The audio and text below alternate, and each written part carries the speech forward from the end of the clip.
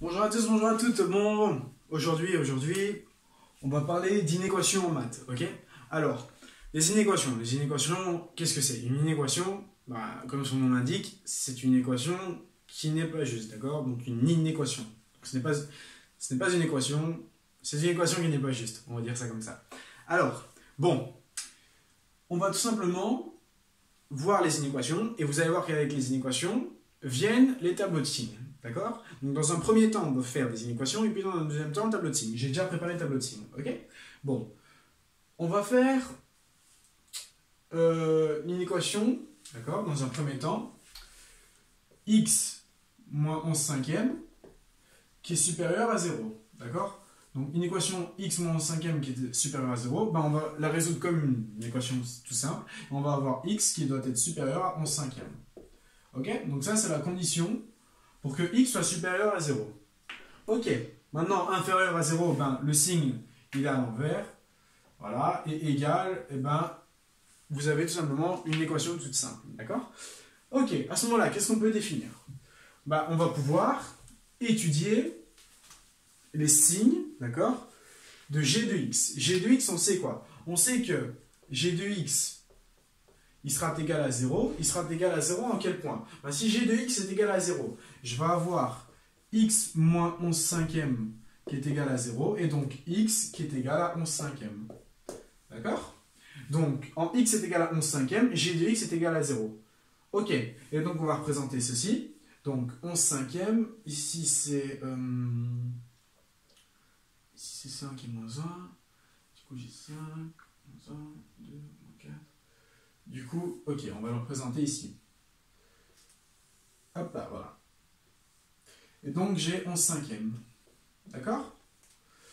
Ok, bon, c'est mal écrit, on va plutôt le réécrire simplement. Hop, hop, voilà. 11 cinquième. D'accord? Donc, en 11 cinquième, j'ai un 0. Donc, comment je fais? Je fais une ligne et je montre que j'ai un 0. D'accord? Ok, 11 cinquième, c'est égal à 0. On a vu que g de x, d'accord, était supérieur à 0 lorsque x, du coup, était supérieur à 11 cinquième. On l'a vu tout à l'heure. Donc ça veut dire que quand x est supérieur à 11 cinquième, donc sur toute cette branche-ci, g de x est supérieur à 0. Si g de x est supérieur à 0, g de x est positive. Donc si elle est positive pour toutes les valeurs supérieures à 11 cinquième, on se doute bien qu'elle sera négative pour toutes les valeurs inférieures à 11 cinquième. Et donc on va mettre un moins ici. D'accord? Voilà, voilà. Donc ça c'est pour l'étude de g de x. Maintenant, étude de f de x. Alors, je vous invite déjà à la faire toute seule, d'accord? Elle est assez simple, donc vous pouvez mettre la vidéo en pause. C'est tout simplement f de x qui est égal à x plus 4. D'accord? Bon, première chose à faire. Vérifier quand est-ce que f de x est égal à 0. f de x est égal à 0 lorsque x plus 4 est égal à 0, donc x est égal à moins 4. Donc à moins 4, je suis à 0. Donc en moins 4, on va représenter ici, d'accord? Moins 4. Hop, hop, hop, hop. J'ai un 0 pour f de x, d'accord? Et donc j'ai toujours bien des signes négatifs ici, d'accord? Moins 4. Ok. Moins 4, c'est la condition pour que f de x soit égal à 0. Maintenant, si f de x doit être supérieur à 0, il faut que x plus 4 soit supérieur à 0 et donc que x soit supérieur à moins 4. Donc ça veut dire que pour toutes les valeurs qui sont supérieures à moins 4, donc à droite, on va avoir f de x qui sera elle aussi supérieure à 0, donc positive. Et donc pour toutes les valeurs à droite de moins 4, f de x est positif. Du coup à gauche, c'est négatif. Ok, ça c'est l'étude de mes deux fonctions du premier degré. Maintenant, qu'est-ce qui va se passer pour ma fonction du deuxième degré? Alors, pareil. Pour étudier les signes, je vais d'abord calculer quand est-ce que h de x est égal à 0. h de x est égal à 0 quand x carré plus 4x moins 5 est égal à 0. Et donc, les solutions de cette équation, c'est tout simplement moins b plus racine de delta sur 2a, plus ou moins, pardon. Donc je vais avoir moins 4, plus ou moins, et donc la racine de gb au carré, donc ça me fait 16, moins 4ac, 4, fois, et donc A c'est 1, fois, et donc moins 5. Ok. Moins fois moins, ça me donne plus. Et donc, 4 fois 1 fois 5, ça me fait 20. Le tout divisé par 2. J'ai mes solutions. Ça va être moins 4 plus ou moins racine de 36 sur 2. Ce qui nous fait, la racine de 36, c'est 6. Du coup, moins 4 plus ou moins 6 sur 2. Ça, ce qui nous fait, hop, hop, plus 4, non, moins 4, pardon, plus 6. Ça nous fait 2 sur 2, ça nous fait 1. D'accord? Moins 4 plus 6, ça nous fait 2 sur 2, ça nous fait 1. Et, est-ce que je me suis pas trompé, moi? Non. Moins 4, moins 6, ça nous fait donc 5, non, moins 10, pardon, sur 2, ça nous fait moins 5. Ok. À ce moment-là, ce que je vais faire, c'est que je vais plus coller moins l'infini. Moins l'infini, voilà. Je vais bien le coller ici. Donc, j'ai mes zéros qui sont définis en 1 et moins 5. Donc, les zéros de h de x, d'accord, ben, vont être définis en x qui est égal à, hop, hop, et donc 1 et moins 5. Ok, donc ça c'est le calcul qu'on a réalisé. Donc en 1 et moins 5, x est égal à 0, d'accord? Donc h de x, pardon, est égal à 0. Ok, maintenant, qu'est-ce qu'on a vu tout à l'heure? Dans la vidéo précédente, on a vu que lorsqu'on avait une parabole, d'accord, de ce type-ci, et que a était positif, et qu'on avait bien deux solutions, donc que delta était positif, on avait une parabole comme ceci, donc avec deux zéros, et entre les zéros négatifs, et l'autre côté positif. Donc ça veut dire que je vais avoir mes deux zéros, et entre ces zéros, d'accord, je serai négatif. Donc premier zéro, d'accord, donc ici c'est moins, mais je vais les représenter, hop, hop. Premier zéro, il a moins 5. D'accord, donc moins 5, c'est mon premier zéro, et donc à h de x, ok? Ici, je suis toujours négatif, hein, ça ne va pas changer.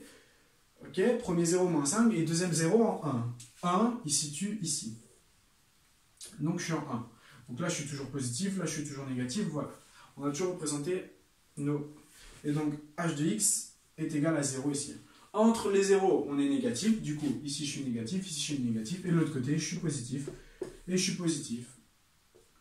Voilà, tout simplement. Donc, x carré plus 4x moins 5. On regarde quand est-ce que c'est égal à 0, et donc on met nos zéros de la fonction, donc en l'occurrence ici, moins 5 et 1, voilà. Et ensuite ben, on représente les signes à l'aide de ce qu'on sait déjà sur la parabole du second degré.